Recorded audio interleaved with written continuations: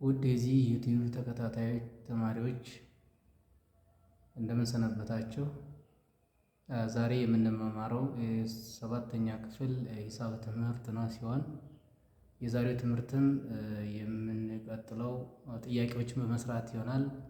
8 ጥያቄዎች ያክል የምንሰራ ሲሆን እሱን በጥሞና እንድትከታተሉ በማሳሰብ ጥያቄዎችን ወደ መስራት እንቀጥላለን። ሰላም ቆይታ።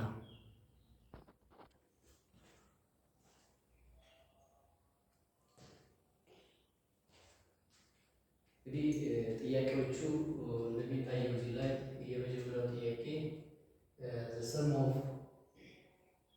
the ages of grade that's girl and her brother is 34. The girl is 8 years older than her brother. How old is her brother? Let us see the solution.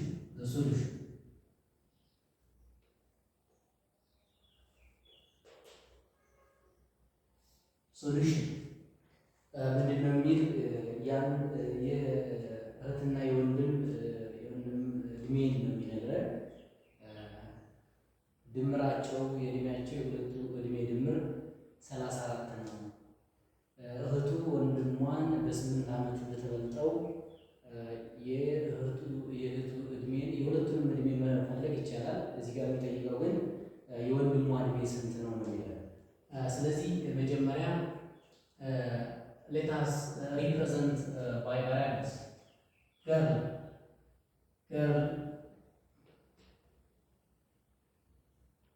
Girl is represented, let us this one by G, and brother, her brother,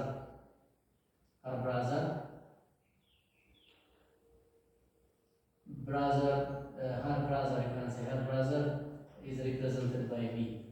Then it says ድምራቸው ስለሚለን G plus B እኩል ይሆናል 34 ይለናል። ይሄንን ኢኩዌሽን 1 ማለት እንችላለን ማለት ነው። ኢኩዌሽን 1። ሌላው ደግሞ ምንድነው የሚለን the girl is 8 years older than her brother. ያ ማለት በ8 ዓመት ተበልጠዋለች ማለት እሱ ከእሷ ጋር እኩል ለመሆን ከእሱ እድሜው ላይ ከወንድሟ እድሜ ላይ ስንት መደመር አለበት? 8 መደመር አለበት ማለት ነው። ስለዚህ ምን እናደርገዋለን? G እኩል ይሆናል her brother B plus 8 ነው የሚሆን ማለት ነው። 8 ይሆናል ማለት ነው።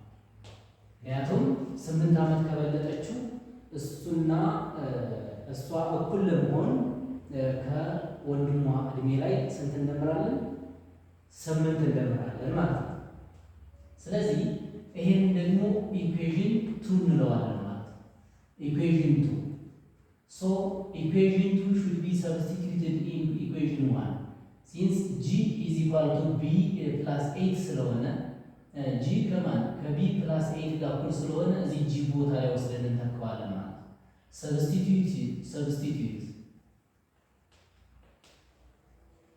Substitute equation 2 in equation 1. ስለዚህ ይሄንን ወስደን እዚህ ላይ ስንተካው ምን ይሆናል?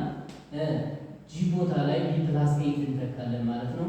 B plus 8 in place of G plus B is that is as it is. We continue B as B because we are changing the two at the same variable.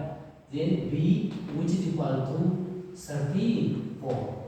Now ላይክ ተርምስ የሚባሉ ወይም ተመሳሳይ ቁጥሮችን መደመር መቀነስ ይቻላል። ስለዚህ B እና B መደመር እንችላለን ማለት ነው። ሶ B ሲደመር B 2B ይሆናል ማለት ነው። ሲደመር 8 እኩል ይሆናል 34 እንላለን ማለት ነው። 34 አሁን እንግዲህ ማንኛውም ሁሉም ኮንስታንት ቁጥሮች ምንድን ናቸው? ላይክ ተርሞች ናቸው ወይም ተመሳሳይ ቁጥሮች ናቸው። ስለዚህ 8ን ወደ ቀኝ ወስደን እንቀንሰዋለን ማለት ነው። ይህ ማለት 2B እኩል ይሆናል this is 34 ማይነስ 8 እናደርጋለን። then this implies that twice of b which is equal to ከ34 8ን መቀነስ ነው። ከ34 8 ሲቀነስ ይሄ እንበደራለን። ከዚህ 14 8 6 ይቺ ስንት ቀርታለች? 2። ስለዚህ አሁን ቢን ለማስቀረት ቦት ሳይድስ በምን እናካፍላለን? በሁለት እናካፍላለን ማለት ነው። ይሄ 2 በ2 ይጠፋል ማለት ነው። 2 በ2 ሲጠፋ ያ ማለት 2 ሲካፈል ለ2 አንድ ነው። አንድ ሲባዛ በቢ ማን ቀረ? ቢ ማለት ነው። ቢ ቀረ እኩል ይሆናል። ይሄን ስናካፍሉ ደግሞ 26 ለ2 13 ነው ማለት 13 ምንድነው ጥያቄው? እድሜ ስለሆነ 13 ምን ይርስ ብለን እንጽፋለን ይርስ። ስለዚህ የወንድሟ እድሜ ስንት ነው ማለት ነው? 13 ነው ማለት ነው። የእህቱ እድሜስ ስንት ነው ብለን መፈለግ እንችላለን። ጂ you can find g is equal to ምን b plus 8 ነው አይደል? b plus 8 ስለዚህ b 13 ሲደመር 8 b ቦታ ላይ 13 እንተካለን ምክንያቱም ስላገኘ ነው ማለት ነው። g እኩል ይሆናል ብለን b plus 8 which means b is represented by what? By 13 years plus this one is 8 years again years so this one then g then the age of the girl is that is 21 years ብለን የሁለቱንም መፈለግ እንችላለን ማለት ነው። ይሄ እንግዲህ የአንደኛው ጥያቄ የምንጠየቀው የሴቷን ከሆነ ወይም ደግሞ if we are asked that is the age of the girl, yes that is 21 and if we are asked that is the age of the boy or that is her brother then this is 13 years ብለን ወይም 13 እንደሆነ እንናገራለን ማለት ነው። ኦኬ ወደ ሁለተኛው ጥያቄ እንሂድ።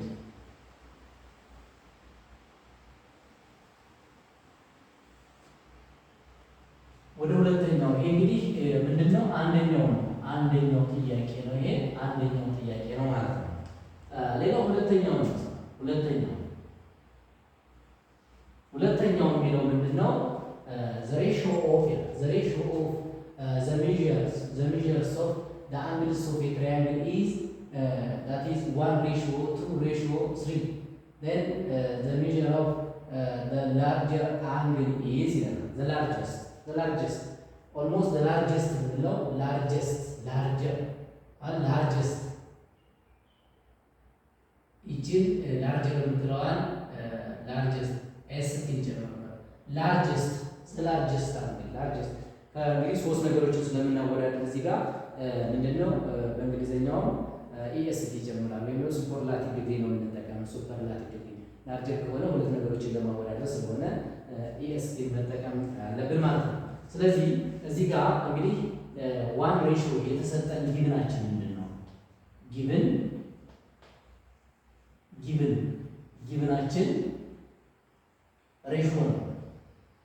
yes ኢንቴሪየር አንግል ኦፍ what ሬሽዮ ተሰጥቶናል 1:2:3 ነው። ይሄ ማለት እንግዲህ የአንድ ትራያንግል ውስጣዊ አንግሎች ድምር ስንት ነው? 180። ስለዚህ አንደኛውን ምን ማለት እንችላለን? ይችን ትራያንግሏን ማስቀመጥ እንችላለን ማለት ነው። አሁን አንድ ዋን ታይምስ ኤክስ እንላቸው አሁን እዚህ ጋር ይቺ ኤክስ ብትሆን ይቺ ምንድናት? 2x ትሆናለች ማለት ነው። ይቺን ደግሞ ምን ብለን መሰየም እንችላለን? 3x ማለት እንችላለን ማለት ነው። 3x ስለዚህ 1 means 1x ማለት እንችላለን። 1x means x ማለት ነው። 2 means 2x ማለት ነው። ሲደመር 3x the sum of the interior angle for triangle that is 180 degree ነው ማለት ነው። 80 degree ነው ማለት since they are the same so 1x plus 2x plus 3x አንድ ኮኤፊሺየንታቸውን ነው የምንደምረው። ኮኤፊሺየንት 1 ሲደመር 2 3 ሲደመር 3 6 ነው ማለት። ስለዚህ ስንት ሆነ ማለት ነው? ይሄ 6x እንለዋለን ማለት ነው። 6x እኩል ይሆናል 180 ዲግሪ። ስለዚህ ኤክስን ለማስቀረት ወይም ደግሞ ኤክስን ዋጋ ለማግኘት ለ6 ይሄንንም ለ6 እናካፍለዋለን። ይህን ካንሰል ስናደርገው ስንት ይመጣል? የኤክስ ዋጋ 30 ዲግሪ ይመጣል። 180 ሲካፈል ይሄ 30 ዲግሪ ነው የሚመጣ ማለት 30 ዲግሪ ነው ማለት። ይሄ እንግዲህ ትንሹ ነው። ይሄ በነገራችን ላይ ይሄ ትንሹን አንግል ይወክላል። ይሄ መካከለኛ ነው። ይሄኛው ትልቅ አንግል ነው። ትልቁን አንግል ፈልጉ ስላለ ምን እናደርጋለን? ስሪዋይስ ኦፍ ኤክስ ነው ማለት ነው። ሶ ላርጀስት አንግል ላርጀስት አንግል ኢዝ 3x ነው 3x። ስለዚህ ይሄ ከሆነ ደግሞ 3 ታይምስ 1 x ሚንስ x ስንት ዲግሪ ነው? 30 ዲግሪ ነው። 30 ይሄን ስናባዛው ስንት ይመጣል? 3 በ3 9 ነው 90። ስለዚህ 90 ዲግሪ ነው ማለት 90 ዲግሪ ላርጀስት አንግል ነው። ሚድል አንግል ፈልጉ ብንባል 60 ነው ማለት 60 ነው። ሚድል አንግል ማለት ትዋይስ ኦፍ ኤክስ እንፈልግ ግን ላርጀስቱ ፈልጉ ስለተባለ ላርጀስቱ 90 ዲግሪ ነው ማለት ነው። ትልቁ 90 ዲግሪ ይመጣል ማለት ነው። ኦኬ question number 3 የሚለን if the numbers 3, 5, x and 20 are in order of proportion, then the value of x. ስለዚህ እዚህ ላይ ፕሮፖርሽን የተሰጠን በቅደም ተከተል እዚህ ጋር ሲሰጠን በቅደም ተከተል ነው መያዝ ያለብን ማለት ነው። በቅደም ተከተል እኔ ሴንስ ምንድነው የተሰጠን 3 አለን ኮማ 5። ስለዚህ ሬሾአችን 3:5 ነው ማለት። ቀጥሎ የቀረቡትን ደግሞ ሁለቱም የብቻ ሬሾ እኩል ይሆናል ብለን ነው የምናስቀምጣቸው። which means there is x here x and 20 የተሰጠን ማለት ነው። ይሄ ማለት በሌላ አባባል ሶሉሽኑ ስንሰራው ምን ማለት ነው? 3:5 is equal to x ratio 20 ነው የምንለው ማለት ነው። ሁሌም ቢሆን in order of ብሎ ተሰጠን። in order of proportion ከተባለ ቅደም ተከተላቸውን እንድንጠብቅ ነው። ቅደም ተከተላቸውን ጠብቀን እንድንሰራ ስለሆነ ይህንን በደንብ ማስተዋል ያስፈልጋል ማለት ነው። ማስተዋል ያስፈልጋል ማለት ነው። ስለዚህ ይሄ ማለት ደግሞ ሬሾ ማለት ማካፈል ነው። ማካፈል ኦቨር ማለት ነው። ሶ 3/5 which is x over 20 ብለን እንሰራለን ማለት ነው። ስለዚህ ይሄ ደግሞ ክሮስ መልቲፕሊኬሽን ሶ ይሄንን በዚህ እናባዛለን፣ ይሄን በዚህ እናባዛለን። ይሄን በዚህ ስናባዛው ስንት ይሆናል? 3 ሲባዛ በ20 እኩል ይሆናል 5 ሲባዛ ማለት ኤክስ ስለሆነ ኤክስ ነው የምንለው ማለት ነው። ስለዚህ ይሄ ስንት ይሆናል ብለን ስናስብ ስንት ነው የሚሆነው? 60 ይሆናል ማለት ነው። 60 እኩል ይሆናል 5 ኤክስ። ይሄንን ለ5 ይሄንንም ለ5 እናካፍለዋለን። ለምን ነው ለ5 ያካፈለው? ኤክስ ብቻውን ማስቀረት። ምክንያቱም ቫሪያብል ከነ ኮኤፊሽንቱ አንድ እንዲሆን ነው የሚፈለገው እንጂ ከአንድ ውጭ የሆነ ኮኤፊሽንት ቫሪያብል ላይ እያለ የቫሪያብል ዋጋ ነው ማለት ስለማንችል ማለት ነው። ሶ this is cancellation method which means 5 divided by 5 1 times 6 is 1x so ኮኤፊሽንቱ ወደ አንድ ይቀየር ነው ማለት ነው። ይሄንን ደግሞ ለ5 እናካፍለው በ5 ስንት ይሆናል? በ5 12 ነው የሚመጣ 12 ይመጣል። በ5 1 ነው ይመጣል። ስለዚህ 12 የኤክስ ዋጋ ስንት መጣልን ማለት ነው?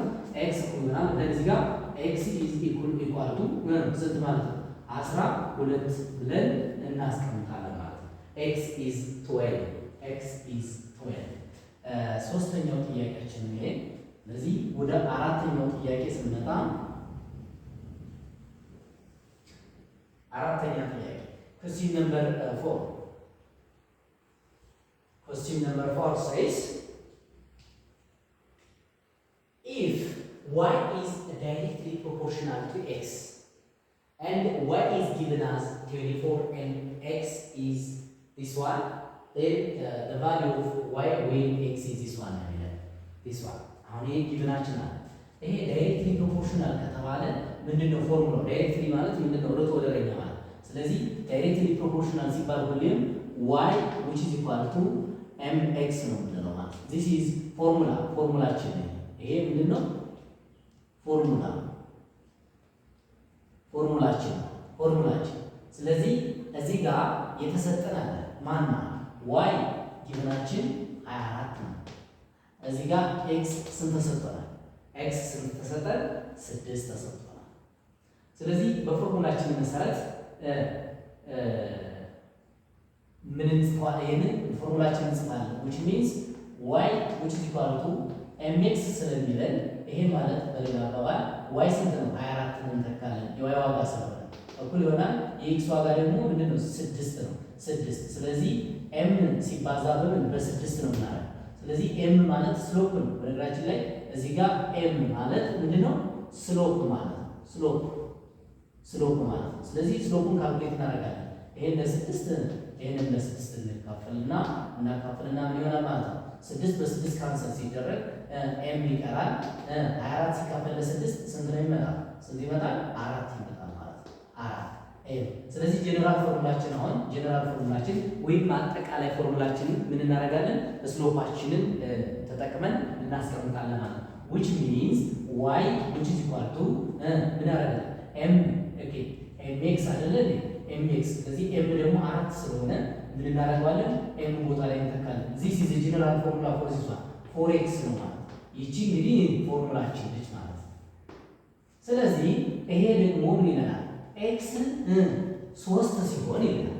x 3 ሲሆን here where is that x 3 ሲሆን የy ዋጋ ስንት ነው ነው የሚለው። ስለዚህ x ቦታ ላይ ማን እንተካለን? 3 እንተካና የy ዋጋ ካልኩሌት እናደርጋለን ማለት ነው። ይሄ ማለት y እኩል ይሆናል ምን አለው? 4 ሲባዛ ይሄ ማለት 4x means 4 times the value of x ማለት ነው። የvalue of x ደግሞ እዚህ ጋር መተካት እንችላለን ማለት now yes y which is equal to 4 times 3 is 12. so the value of y is 12 when the value of x is 3. ስለዚህ የy value ስንት ይሆናል? 12 ይሆናል። ማን x 3 በሚሆንበት ጊዜ ወይም ደግሞ x 3 ሲሆን የy value ምን ይሆናል ማለት ነው? 12 ይሆናል ማለት ነው። 12 ይሆናል። is it clear? okay thank you very much. then question number 5 this is inversely proportional. This is question number 5. Question number 5. This one is directly proportional. This one is inversely proportional. What is the formula for inversely proportional? Y which is equal to y that is 1 over k. You can say 1 over k over k. By the way, m and k is the same. This guy m ብለናል። እዚህ ጋር k ማለት እንችላለን። this one ይሄ ፎርሙላችን ማለት ነው። ፎርሙላ what for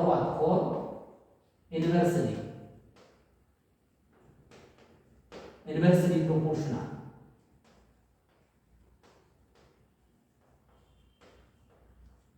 የኢንቨርስሊ ፕሮፖርሽናል ፎርሙላችን ነው ማለት ነው። ስለዚህ እዚህ ጋር የተሰጠን ምንድን ነው? if x exists y is inversely proportional to x. if x is 25 and y is this one, then what is the value of y where this one የሚለን so አሁን ጊቭናችን ማን ተሰጠን? x ተሰጥቷል።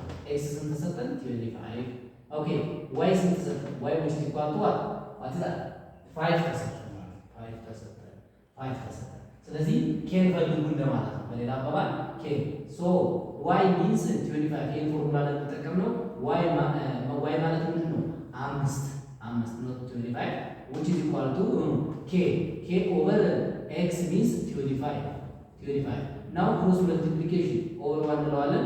cross multiplication እናደርገዋለን ማለት ነው። አንድ ሲባዛ በk k ነው so k is equal to 5 times 1 25 which means የk value ስንት ሆነልን ማለት ነው? 125 ሆነ ማለት ነው። 125 ሆነ ማለት ነው።